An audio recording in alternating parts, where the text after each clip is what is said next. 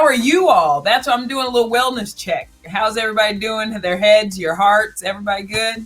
I appreciate a wellness check now and again, I have to say. People don't do that enough. I'm good. Me and my family are good. That's, all I can sort of hope for in the immediacy of life, I guess. And we're in a good place. Anthony, how you doing? Same here. I'm stuck in Europe, but I'm good. Well, I don't know if I would say you're stuck in Europe. You're doing something pretty good. There's no football. I missed LeBron win the championship. Oh. It's crawfish season. I got all kind of problems going on. I love it. Yes, it is crawfish season. But you're a superhero, though, brother. You're a superhero. Tap into that. I don't know. It's crawfish.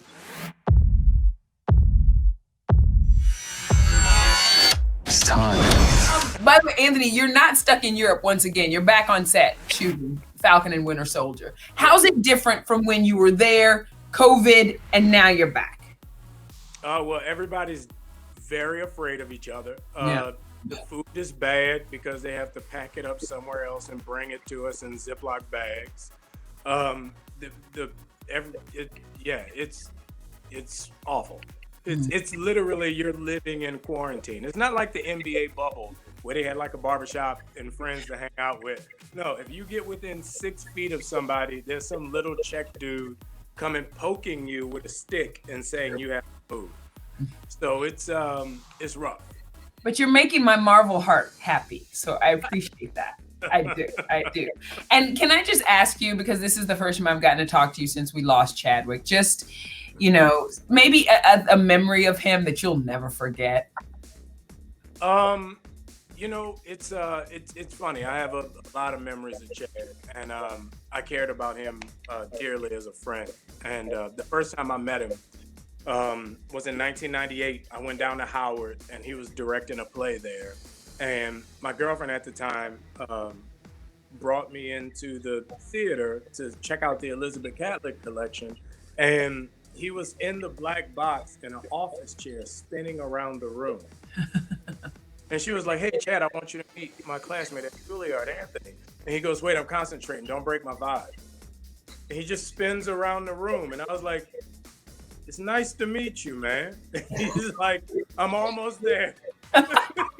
I'm almost there. I love it. That's an amazing story. That's a really, really good memory. That's a very, very good memory. I'm sure he would be cracking up laughing if you told that story right now. All the time. And every time I saw him, like once everything kind of took off for him, I was like, "Remember the first time we met?" He was like, "Yeah, I don't want to talk about it. I was going through a lot in my young age." I was like, yeah. That's the best. Well, you know what? Even though this movie was hard to watch, guys, I actually felt like it was a bit of a love letter to New Orleans, and I appreciate that because I know you're from there, Anthony. It's your heart. I used to live there. It's my heart, and so I just appreciated seeing New Orleans on screen. Here, I agree. Jamie, by the way, your Instagrams of you dressing up with your little girls have sent me to a place. Just sent me. Becky with the blue hair just sent me to a place. This is going to be a theme today, I think, to impress. How quickly can I delete these pictures so that I don't? That is my wellness check when I can just log on and look at you there. I mean, do they have to talk you into it, or was it just like, we don't have anything else to do? Why not make Dad look? Talk him into it. He talked them into it. It's just a slightly heightened version of what I do for a living anyway. So it's kind of, it doesn't take a lot for me to slip a dress on. Good point. So I'm watching this movie, fellas, and I'm thinking to myself, could I ever work every single day with like my best friend for life?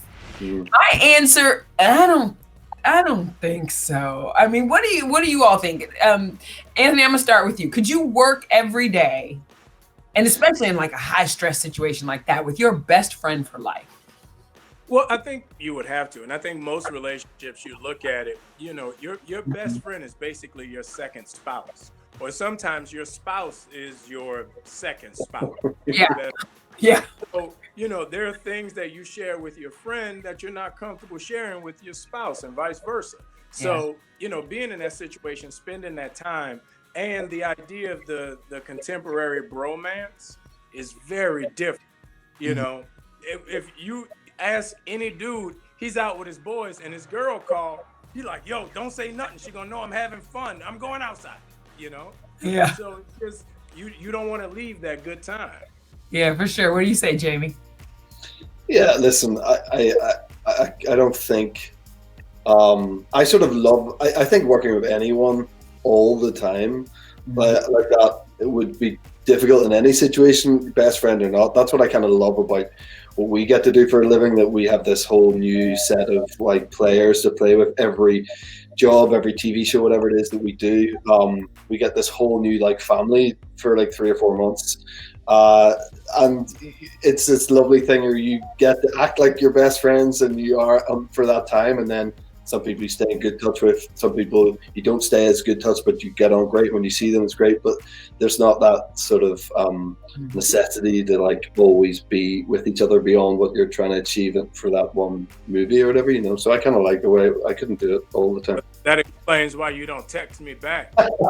I didn't want to say nothing, but Did your number change? Your number changed, I think. I don't know. He's busy trying on gold heels, honey. He doesn't have the time, Anthony. Exactly.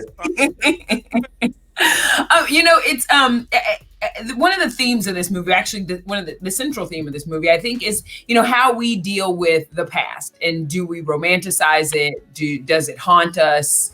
Kind of where we fit into that. I try to feel like I'm a person that lives in the present, but I think I am a dweller on the past. What about you two? Jamie, what about you? Yeah, I think it's hard not to be. I'm a very nostalgic person.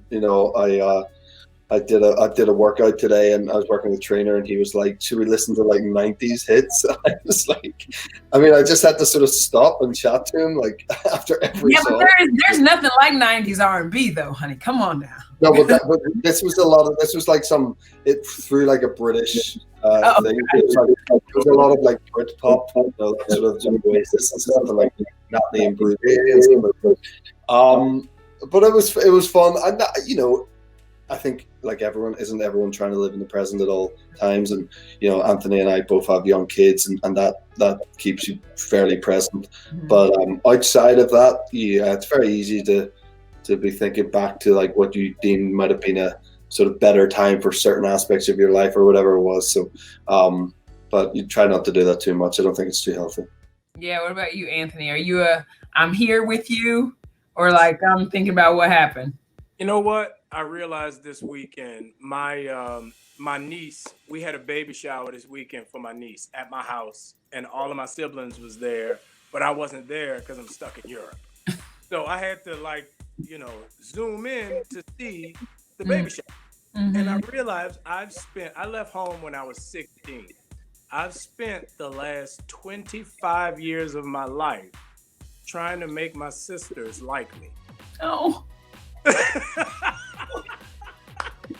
And I want everybody to know this. My sisters, I've spent the last, actually 30 years of my life since I was 10 years old, and I threw water balloons on my sister's birthday party. I've been spending the rest of my life trying to make my sisters like me. I realized this weekend that my sisters like me, which was monumental. But now they have daughters, and my nieces hate me. So now I'm bullied by a second generation. So now I got to spend the next 20 years of my life trying to get my nieces to. I just paid for a whole damn baby shower that I wasn't at.